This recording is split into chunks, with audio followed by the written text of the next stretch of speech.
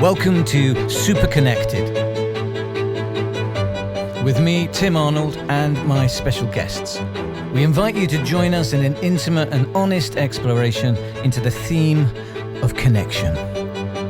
What it means to be connected to each other, what it means to be connected to ourselves, and what it means to connect in an ever-changing world.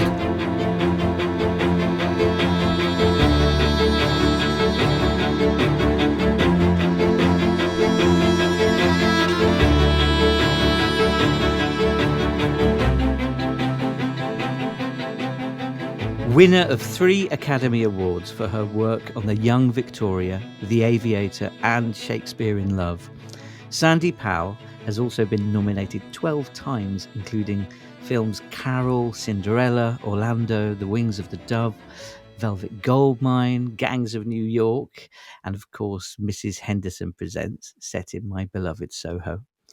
She has received 3 BAFTA awards for The Young Victoria, Velvet Goldmine and The Favourite, and nominated another 13 times. And of course, in 2011, Sandy was appointed an Officer of the Order of the British Empire for her services to the film industry. Most recently, Sandy worked on The Irishman with Martin Scorsese, which marks her 7th collaboration with the director, having previously worked on The Wolf of Wall Street, Shutter Island, The Departed, The Aviator, Gangs of New York, and Hugo. Sandy began her career in 1981 when she dropped out of art school to work with Lindsay Kemp.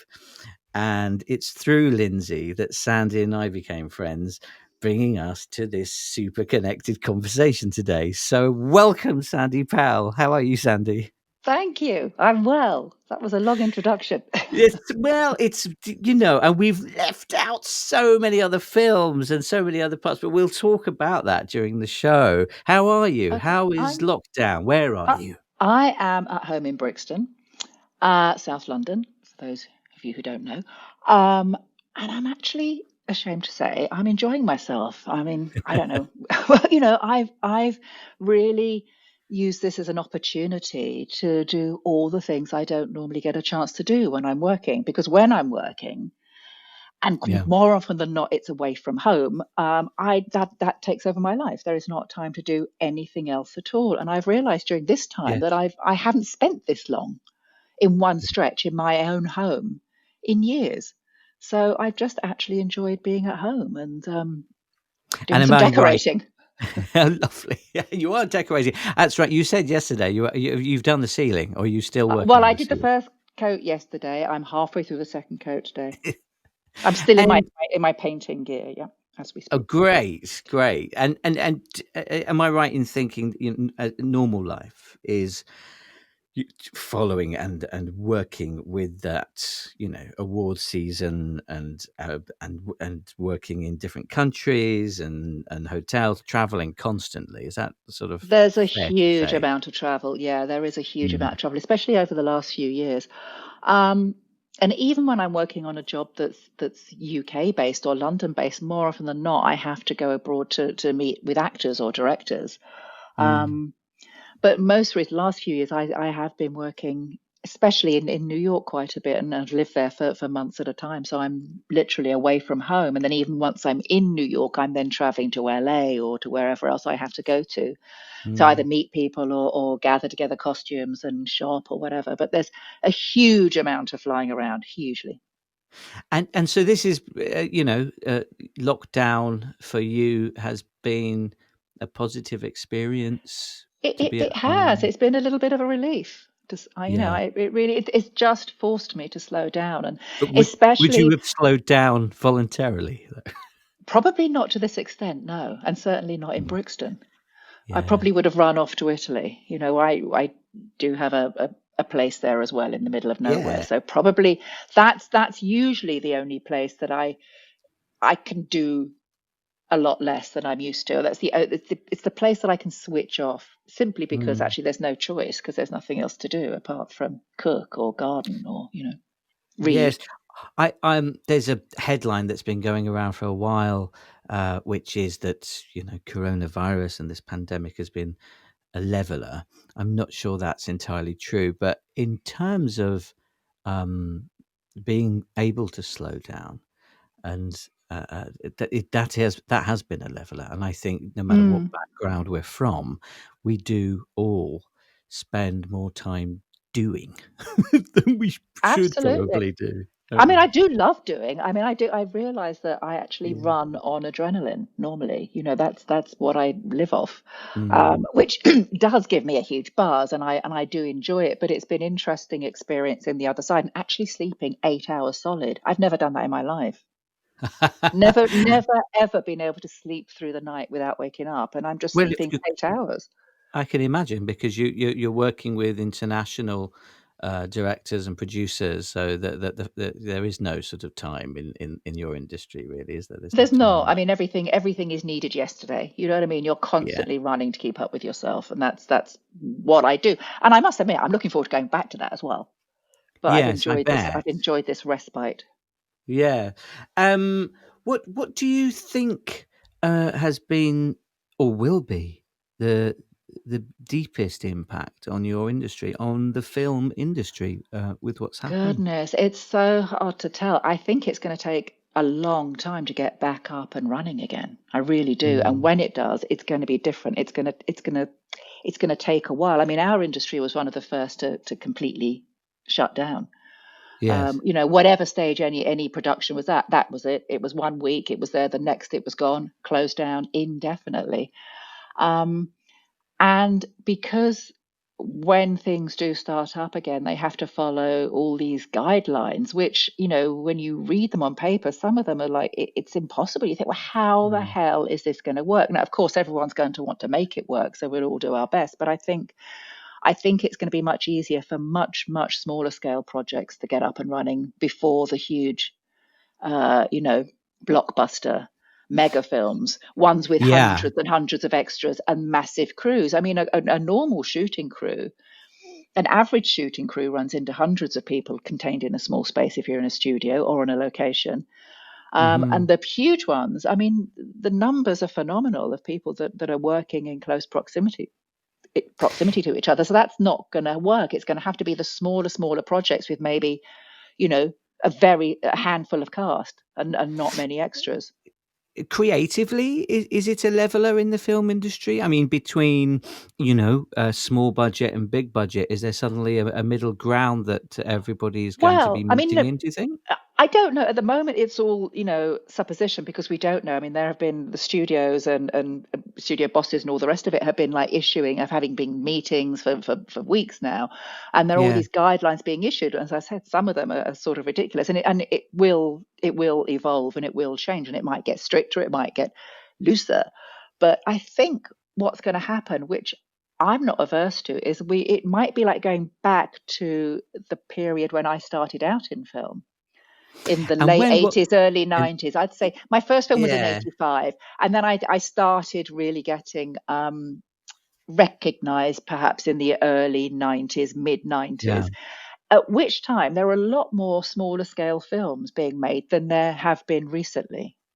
And I think it might be that we go back to a much smaller scale, which for me, I'm very Mm. happy about actually. It's a more intimate experience and a more sort of controlled. Yes, because 'cause you've worked on some enormous productions like Gangs of New I York. I have. mean, that was Yeah. pretty astonishing, Mega. wasn't it? Yeah.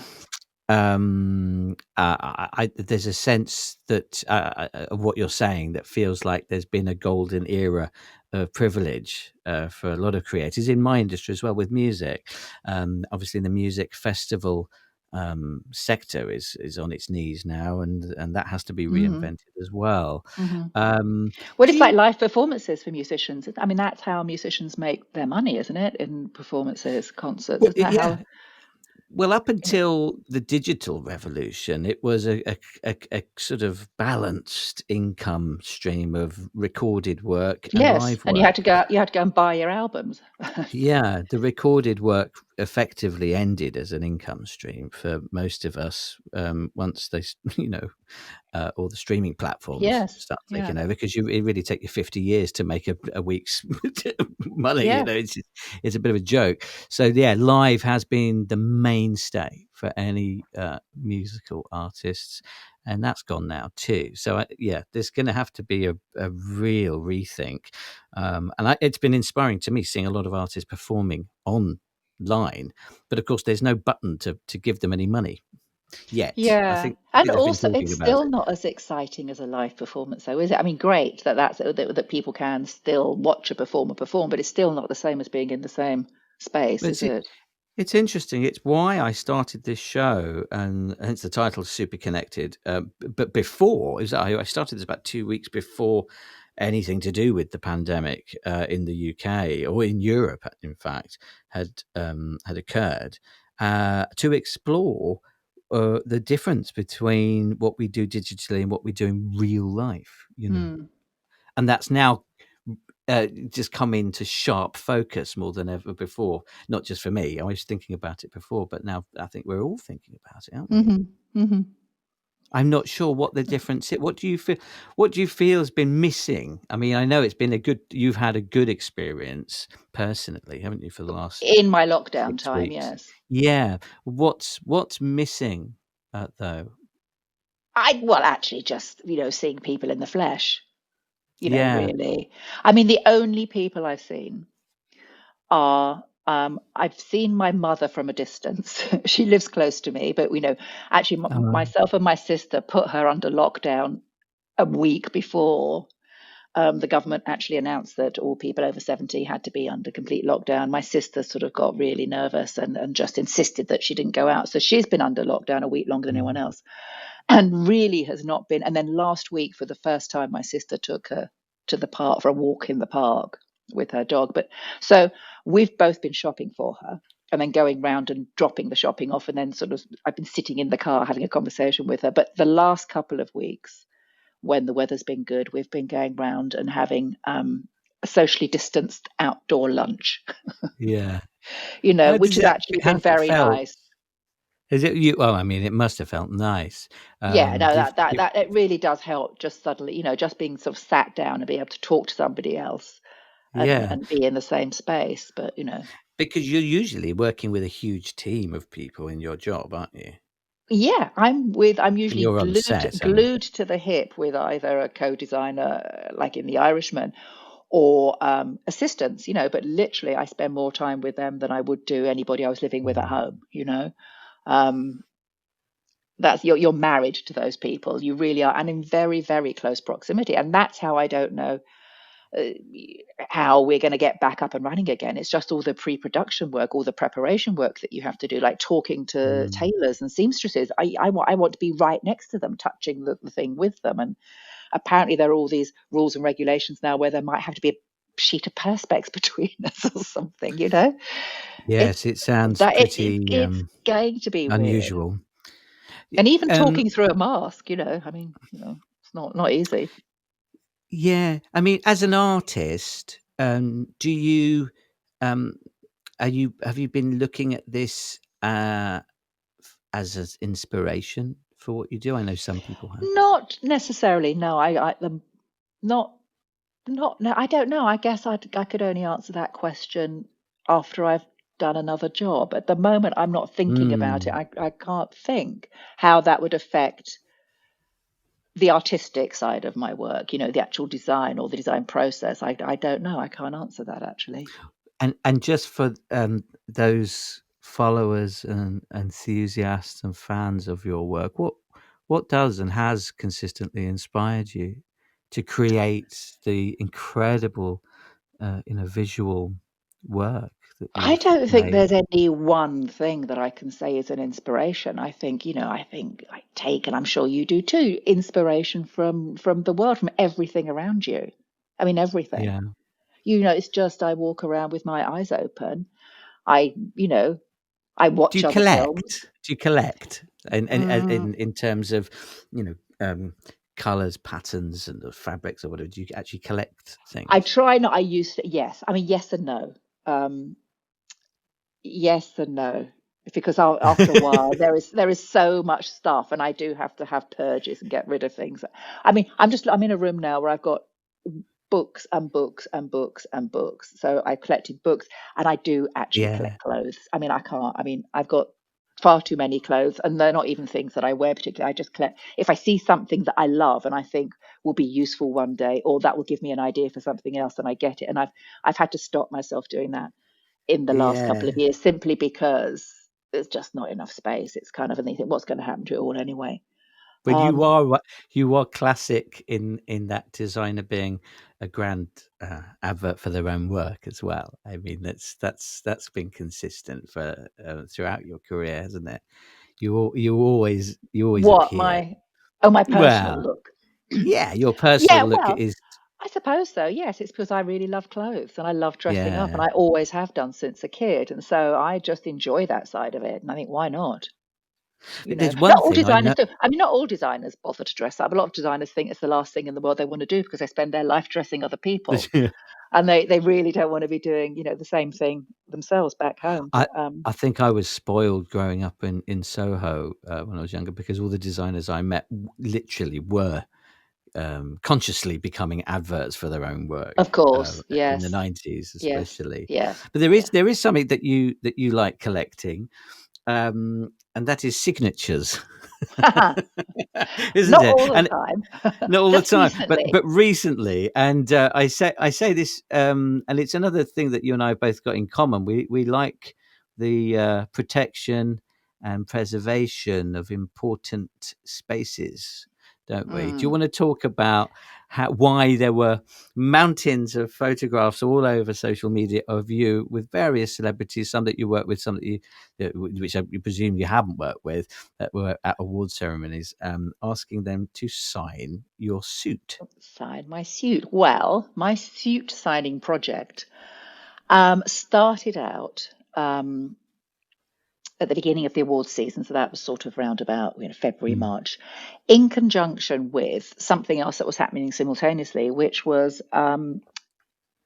being part of an organisation trying to raise money mm, to purchase a place called Prospect Cottage in Dungeness, which was the mm, home that Derek Jarman, the late director, yeah, who I worked with at the very beginning of my career, bought in the late 80s and lived in, and turned it into a sort of, I mean, it's like a monument to his work and his life. And it's a tiny little fisherman's cottage converted.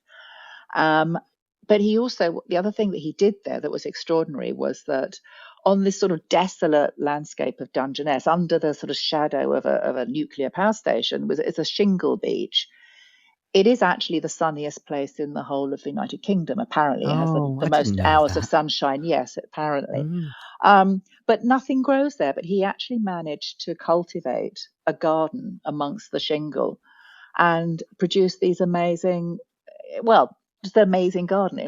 Which also yeah, involved sculptures made from bits of driftwood and rusty old metal and things that he found in the sea. So every day he'd go out and drag things out of the sea or pick up bits of driftwood and things that have been sort of brought in by the tide and drag it back to his house, and then sort of incorporate that into these incredible structures with garden. Anyway, it was just a magical, magical place. And he also did paintings in there, and he also wrote in there, and he also wrote his scripts. And it was a place that myself and a lot of the people who'd worked with him and his friends spent many years going to visit. I mean, he wasn't there mm. for very long because he died in '94. So it's kind of imbued with his spirit, that It's imbued place. with his spirit. It actually is, as I said, you can feel the Yeah. creativity oozing out of the walls when you're there.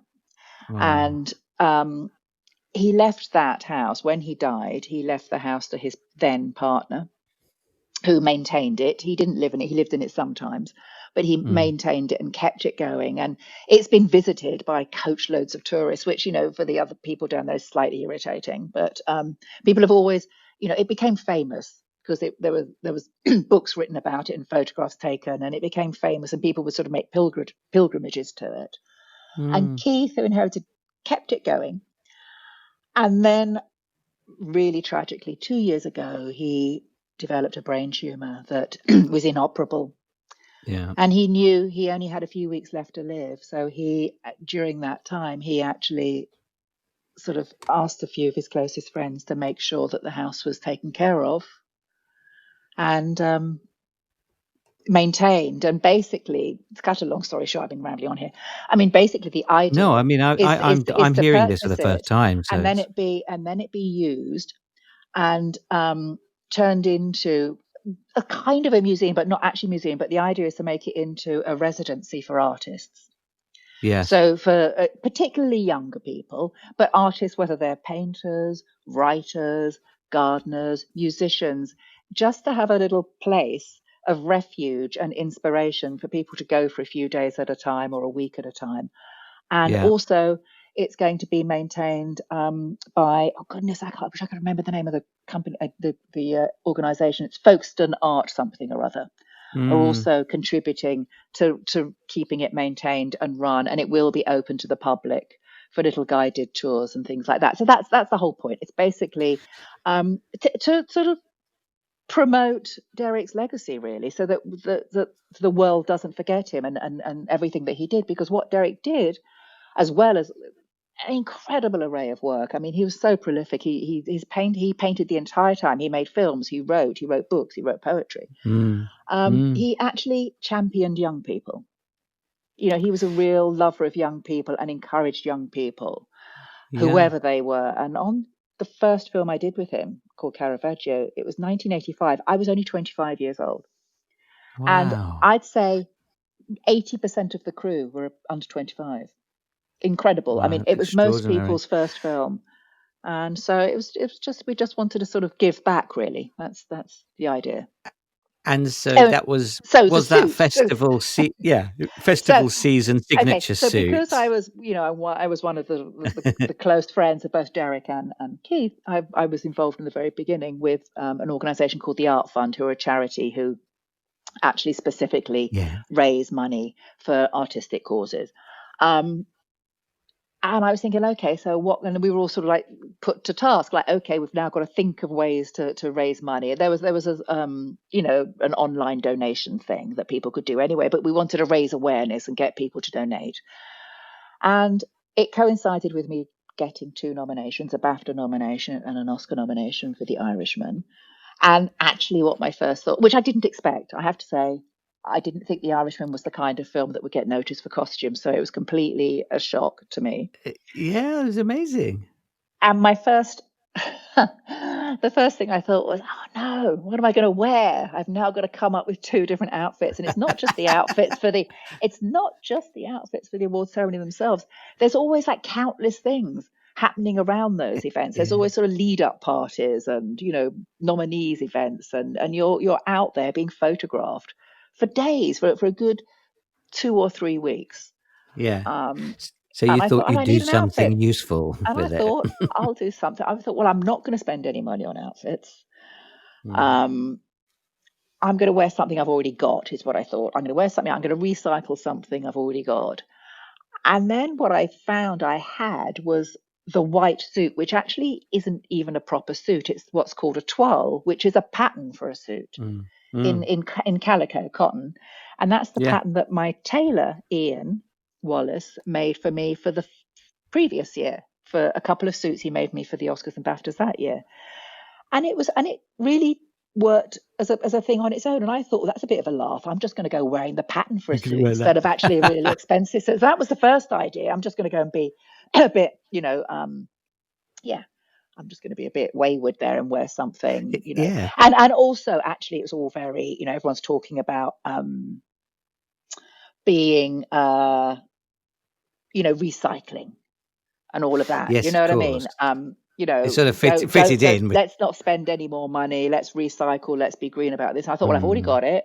I'm going to wear it. And then I thought, it's a blank canvas. I could yeah. go with a handful of Sharpies and get signatures, and that will make a nice signature suit. And I hadn't even thought about then using that to sell. Mm. Um, It's but then it was such a like, oh, but then it wonderful could be idea. I sold. love And it. then, yeah, so that's how it happened. So basically, that's how it happened. I kind of, once I had the idea and everyone thought, oh, great, how exciting. I then got cold feet and thought, what if it backfires? What if it doesn't work? What if no one wants to sign it? Or if I only get a couple and it looks really stupid? But it took off.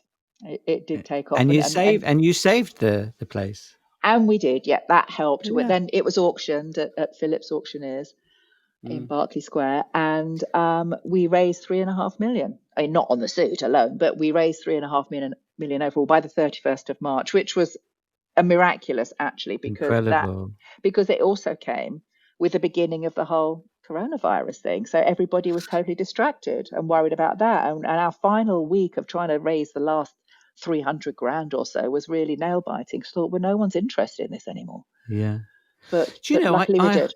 I think I find it inspiring when anybody in the arts or in the entertainment world just sort of use whatever opportunity or privilege that they have Yes. to do something like that. I always talk about this, but it's like John Lennon when he said in the late 60s that the press would just write about him and Yoko and just say anything every day, to sell their newspapers, which is the Yes. main reason they decided to get into bed and promote peace. They thought, well, if they're going to write about us, let's Let's do get them to something write about useful. something that's useful. And that still for me is such a I don't know, it's a really magical way of turning what's quite a, I don't know, it's a difficult industry with It is. I mean, a a lot of very, people, very I mean, unspiritual approach to life, and it, that's a great way to turn it on its head. no, and exactly. The thing about awards ceremonies are they are all a bit daft, aren't they? I mean, they are. And people think, oh my God, you're so lucky. It's so glamorous. You're being there Mm. with all those stars. Actually, awards ceremonies are quite boring. And I always feel a bit guilty sort of saying to people, well, you know what, it's really boring. And then people say, oh, you don't know how lucky you are. And I think, well, maybe. But this time, with a project, I had the best fun. I didn't mind having my photograph taken. I courted it. I was like, getting people to take my photograph with so-and-so signing it. And it made it really good fun as opposed to, oh, do I really have to do this? Derek Jarman actually is somebody that Yeah. I've got a weird connection with. I moved to Soho into what used to be his flat at Phoenix House on Charing Cross Road. So you live there in his Yeah, flat? that was Phoenix House, Charing Cross Phoenix Road. That was like House, yes. 94, 95. I moved there. I can't remember, but it was when I moved to Soho and then started my career. But I didn't know. Again, it was a neighbour had said, "Oh, you used to live here." It's like, "Who's that?" It's like Derek Jarman. I thought, "Must have a weird connection." So yeah, and I know Goodness. you were very close, weren't you? Yes, and I know that flat intimately. Tiny Yeah, little flat, and it looks straight across tiny. the road, and it looks straight across the road into St Martin's, into Which the is art why I moved school. there. Yeah, and that's another weird connection with you and I. Of course, you went to St I went to St Martin's. Martin's, yeah. I was accepted to St Martin's, but I didn't go because I got a record deal. So I deferred my entry for 2 Right. years running until I just never went. But that's why I lived there, because it was opposite, Yeah. Yeah. the art school, which isn't there anymore. Of course, it's Foyles. But No. am I right in thinking did you finish your course at St Martin's, or I did did you well. leave? What I did at St Martin's. So I did the foundation course, which was a year. That's back then. I don't know whether they do that now, but it was you do your first year Yeah, doing a bit it's of a everything foundation. before deciding what you wanted to graduate in, and then you moved colleges, or you either stayed Yeah. there and did a degree course there. But I actually moved colleges and went to Central School of Art, which was at the time was at Mm. Holborn, was at Southampton Row, to do theatre design, and I left Yeah, I that remember that. course 2 years in. Mm. At the end of I my wish second I wish year. I'd gone, to be honest. Sometimes now, I had the slightly was favouring music a little bit more than art, so Yeah. I went the music way. And let's talk about music. You told me that one of your favourite songs that means a lot to you is "I Left My Heart in San Francisco" by Hmm. Tony Bennett. What's your connection to that song, It's Sandy? my parents, actually. This is one of the songs that really reminds me of being a kid. My parents had, a record player and albums, and they had a bunch of Tony Bennett albums. I remember that. I remember it more than anything else. And actually, when my parents divorced, I mean, quite a long time later, the only thing they argued about was the Tony Bennett albums. So it reminds me of growing up and of hearing it the whole time. It reminds me of my dad singing along to it, and he couldn't sing. He was hopeless, but he would sing it. It was just something that both my parents loved, and it just reminds me of my childhood. And Are your then parents both still alive? my mother Your is. your mother My is, yeah. mother is 82 and still alive, and my father passed away in 2008. He Mhm. sadly he suffered from Alzheimer's, and it was all not very pleasant. But I'm sorry. actually, in his final years, I spent a lot more time with him in the last couple of years of his life than I had done for many years. And we actually played that song at his funeral, so Ah, it means a lot to me, and it invariably makes me cry now.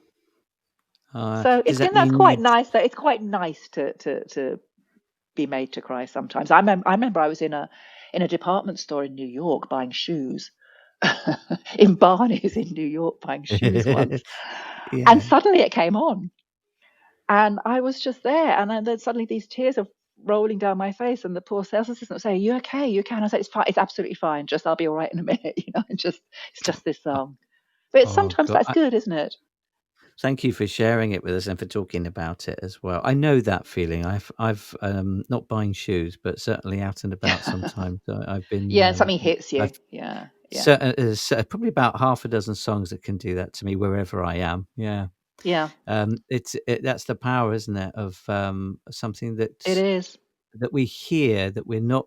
But, I've often talked on the show about the difference between being moved emotionally by what we hear, and then differently, by being moved by what we see, and it works in such different ways. But when we hear something, it just takes us very deep into ourselves, I think, doesn't Mm, it? mm, mhm. Which certainly it sounds like that song did for you. It's a Um, bit like, I think music in that sense is a bit like smells, isn't it? Sometimes you can suddenly smell something out of the blue that will take you back to like being oh four, you know. gosh, yeah, I have that all the time. Yeah, It's extraordinary. childhood smells. Um, Childhood, childhood is such it's a special time in all of our lives, and it's quite often said that I can't remember who said it. Is it Ken Robinson said that everybody's born an artist and all children are artists, and there's something to do with the way that society has been set up that sort of knocks it out of That's many true. of us. Inhibitions happen suddenly, don't they? That's true. Yeah. Children are totally um, uninhibited and I, fearless. I know I'm very in touch with my sort of childlike imagination and those kind of qualities. I'm sure you are as well. But one person that is the person that brought you and I together Mm. is probably one of the greatest examples of living like a free child with paintbrushes dancing through life, Lindsay Kemp. And just you've spoken about Lindsay before. We've spoken about him, but I just would love to hear how you met and how he inspired you. Well, I first knew about Lindsay because of David Bowie. So, as a very young teenager, I mean, I have to go back to the first time I heard Starman on the radio. I Yeah. must have been about 12 or something. And I was I was like, I stopped in my tracks. Like, what is this? And then rushed to get my cassette recorder and tried to record it straight off the radio like you used to as a kid. Um, and then I saw David Bowie on Top of the Pops singing the same song, and it was like nothing I'd ever seen before, or anybody had ever seen before. And then became a huge fan and started avidly buying any pop magazine that he was in, and read up all about his life. And now, in doing that, I read that this character called Lindsay Kemp, this choreographer, dancer person, worked with David Bowie, particularly on his Ziggy Stardust phase and for the concerts of that. And so the name was Mm. there. I knew about him. I knew what he looked like, but couldn't Yeah. find him anywhere in the world because at the time he wasn't living in the UK. And then, cut to a few years later, it must have been about 1976 or 77 when I was 16, 17. I saw that Lindsay Kemp was performing Flowers at the Roundhouse at Chalk Farm Oh God, you went to that and show. went to it. Yeah, and Ah. that's the moment that changed my life. That changed my life. Going to see that show. Yeah. age 16, because I realized that this was a world I wanted to be part of. I didn't Mm. know what I was going to do in that world, but I wanted it. And I was just so blown away by it and so inspired by it. I wanted to be part of that world. So he was the glimpse for you that made you want to pull the curtain back to see the whole horizon. Yeah, absolutely. So that's Yeah. how that was my first, knowledge of him and actually seeing what he could do. Yeah. And then sort of promoted me into thinking, well, maybe I'd like to work in the theatre or in some form or another, and then cut Mm. to going to art school and all the rest of it. So I managed to see. I think I saw a couple more. I don't know whether he came back. I think I went back and saw Flowers twice. I managed to see it twice, and Yep. he was also doing Salome in that tour. Then cut to, it would have been 79 or no, about 1981 actually. I was in my second year at Central School of Art doing theatre design. Mm. And during that time, you were then encouraged to go and get some work experience, and approach people to go and do like 2 weeks work experience. And I said to my tutor, but I want to go and work with Lindsay Kemp. And they go, oh, he won't be interested in you. And this is what they actually said to me. He won't be interested in you. He's gay. And I thought, well, what's that got to Oh, do with it? right. Wow. And he doesn't live in London or the UK. So I thought, How oh, old were okay. you? How I old were was you when you? 20. I must have Okay, been so 20. just I've got to say this. I was 20 when I said to Sony, I want to work with Lindsay Kemp on this video, and they said, Oh, no, no, no, he's far too avant-garde for you, Tim. This is not the right thing. isn't that funny? What do people know? It's funny though, Anyhow, isn't it? a few months later, it was the summer holidays at the end of my second year. Yeah. Um, I saw advertised that Lindsay Kemp was doing dance classes at Pineapple Dance Studio in Covent Garden. Wow. And I thought, I'm doing that. So I went and As did a the class. dancer, you were doing dance classes. Yeah, I was doing dance classes. And that's what I did. I did like, Ah. and he was there for a couple of weeks. And I Mm. think it was after the very first one. Yeah. I scrambled together a few of the drawings I'd done in college, and just to sort of, I actually had sort of lost faith in college. Actually, because I had a bit of problem with a couple of the tutors, and I was put Mm. off. I was put off the kind of direction they were pushing me in, and I didn't Were really. you And a I was a bad. rebel? I Were you, was a would bad you? student. I wouldn't say I probably was a rebel. I was a bad student, and I have since seen one of my tutors in recent years who did say, "Well, I just wouldn't, wasn't very good with authority, and I kind of knew what I wanted to do, and it wasn't being told what to do. That's for sure." Um, Yes. and I think this particular tutor, because she pissed me off all the time, I think either. And I left basically, and either she forced me into leaving because she knew that's what I had to do. I don't know. I never know. I mean, I could give her credit for me going. I think she did know that I just needed to make my own mistakes. So Mm. anyway, I took these drawings with me to the class, and I said to Lindsay, "Oh, I'm a huge fan. I saw you when I was 16, and I really, can I show you my drawings?" And Ah. he said yes. And so I think he invited me out to tea, and Yeah. we went out to tea, and then it was the summer holidays, and we just hung out for the summer. I did all his classes, which were Yeah. crazy and That's what bonkers, he and they was would go like. on for hours. And he was a bit of a drinker then, which I didn't really realize. But the So classes would you go met on for him. You the met him in the classes would middle go on of for that, yeah, didn't you? the classes would I, go on for 2 hours, and then the next instructor was banging on the door saying, "It's my class now," and he would just keep going, and we'd be doing the can around the room. oh. He just couldn't stop, and he was hilarious. And I even went to he went back. He was living in Barcelona at the time, and he said, "Come and stay in Barcelona." So I went and stayed with him in Barcelona that same summer.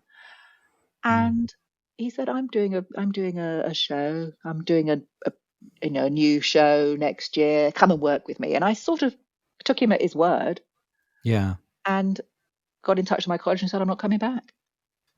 And that Brilliant. was it. And then I didn't know whether he was going to get in touch with me again, and he did. And my first job was I was flown out to Milan, and we did Nijinsky at the Yeah. Studio Theatre at La Scala. So that was my first ever job in La Which Scala, I Milan. know it was. He talked to me about Nijinsky a lot, and that was such an important. I don't know the architecture of the whole show, and the whole idea and the design was such a part of him, wasn't it? Yeah, yeah, it was incredible. I mean, I learned so much. I learned more in the first 3 weeks working with him than I did in 3 years in college.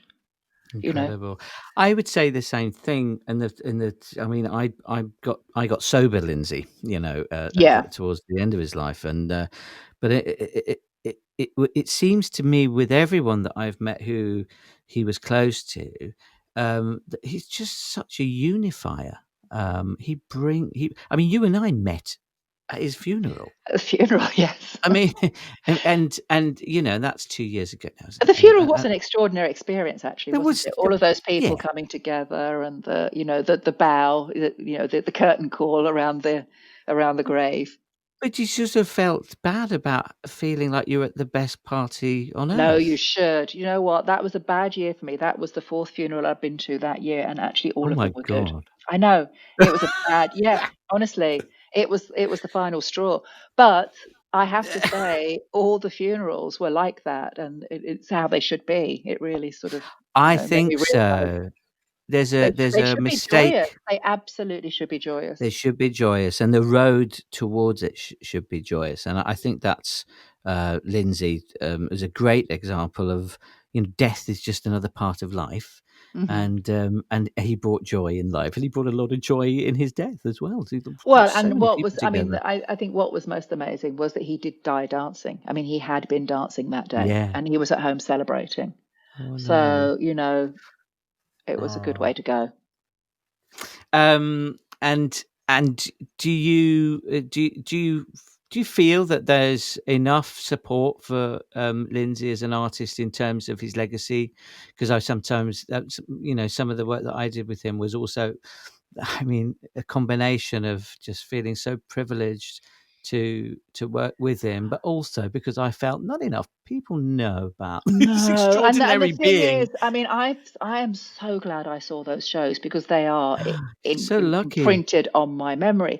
But I Yeah. feel bad for all the people that haven't seen it. And of course, Mm, if he was around, if he was producing new work now, it would all be recorded, of course. yeah. But it wasn't recorded then. I mean, all we've seen is little glimpses of sort of quite dodgy, Super 8 footage of bits of shows. And I wish there was more. I wish, and I've tried to Yeah. explain.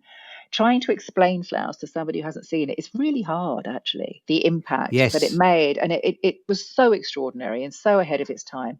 And the I little think clips I've seen of it Kate recently, it's still shocking. It's still amazing. Yeah, Kate Bush sort of talks about it in the same way that you do, that it really changed her life. Mm, mm. I think that those shows, did you see it at the Regent Theatre? No, I saw the Roundhouse. Oh, you saw the Roundhouse, sorry. Yeah. Yeah. I mean, he was doing that in the year I was born, so, but I think my mother saw it. Yeah. Um, and let's just talk a little bit more about what's it's a hard thing to ask at the moment, but where you're being drawn towards creatively. It's like the what's next question, Ooh, Sandy, well, but that's, I don't, yes, I know. it's a Who hard one, knows I what's know. next, especially now. But my career has been like that all the way through, and that's sort of why I like it. I like Mm. not knowing what's coming next.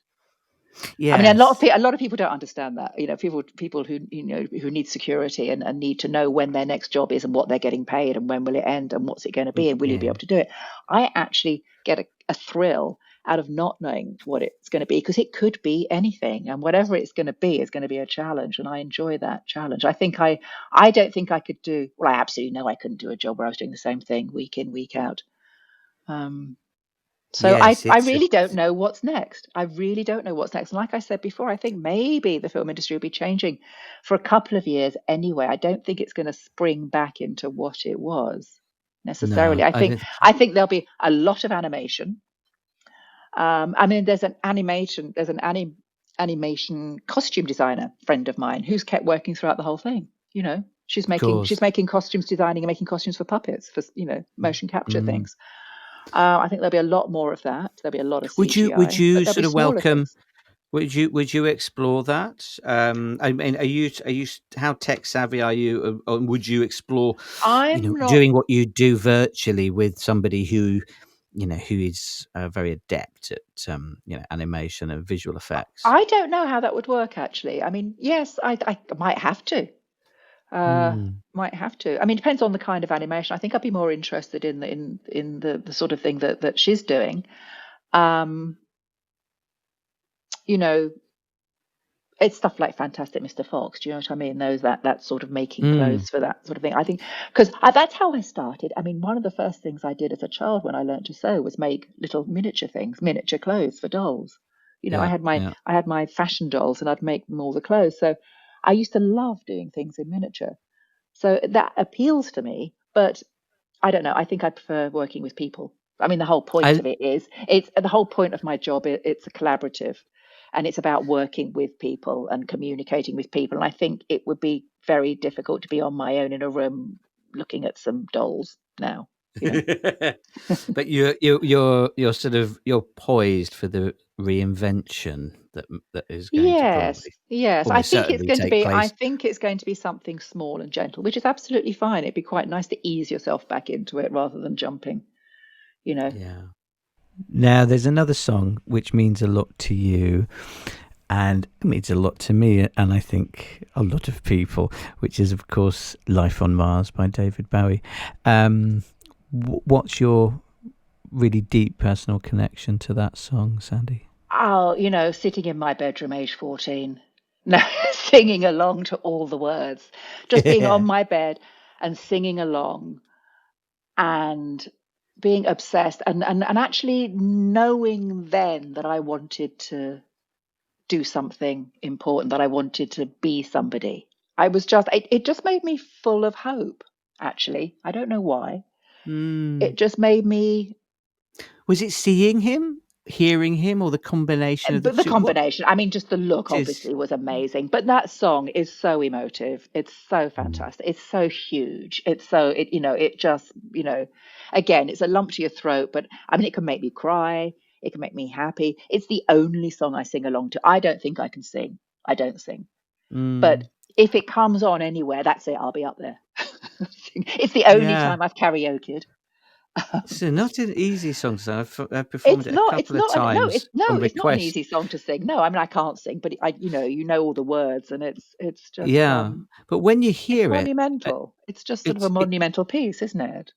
Do you get? It is absolutely monumental, and I wondered if you get the feeling that I get, which is when you hear it, it feels like there's a door opening to a room in your life that you weren't aware of. Well, I think actually that probably explains exactly what I was feeling like when I was 14, sat on my Hmm. bed.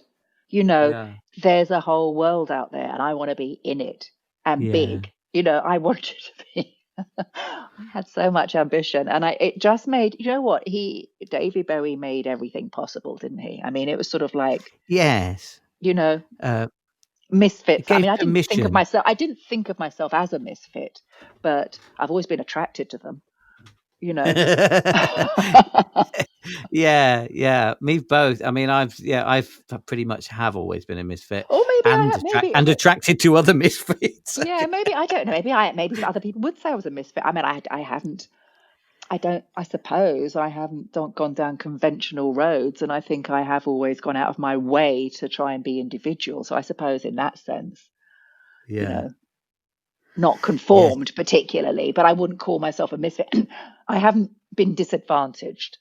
I don't feel like the way that I have, and the way that I, you know, play my life. I don't think I've been disadvantaged by that feeling. Mm. Have you listened to Life on Mars lately on headphones? No, I should, shouldn't I? I it's the first song that I ever heard on headphones, and Really? yeah, when I was probably 7 or 8 years old, my elder brother put these big clunky early '80s headphones, and we said, "Listen to this," and close your eyes, and it's such a strong memory, and the one thing I took away from it was that Mickey Mouse, that there was something not normal anymore about Mickey Mouse Yes. Oh, because yes. David Bowie called him a cow. Yeah. I mean, and ever since I never trusted Mickey Mouse because of listening to that song. But I did it again recently, and it's quite extraordinary what sound can do to your consciousness. So I know you love the song, so I just thought I'd say And that. I will do Check that, it out. We Yes. very rarely just sort of sit down and shut our eyes and put headphones on and just listen to one song. I think that should be like once a month thing with Life on Mars. Good idea. Just reminding me of where I came from and what Yeah, started it all out, what kick-started it all. I mean, in a way, I guess that's going back to that. I mean, David Bowie was the first person I sat up and thought, wow. yeah. Closely followed by Lindsay, who I, met because of David Bowie. So, And he there you empowered go. you, Lindsay, didn't he? He Yeah. empowered you to And do then Lindsay was in what Derek you've Jarman done. films before I met Derek. Yeah. Lindsay was in Jubilee and The Tempest. So, and It's an Sebastian. So, interesting observation that yes. there are certain types of people that just are meant to find each other sometimes, I think. Yeah, they They're certainly meant to are. find it, and they do find each other. I'm so glad we found each other Yeah. at the most joyful funeral I've ever been to. Sandy, thank you so much for sharing all your experiences in your industry at this really difficult time. And I look forward to seeing you and hearing you with my eyes and my In real ears life. when I'm in real life very soon. Thank you for Thank joining you. Super Thank Connected. you. All right, Lovely. lots of love. Bye.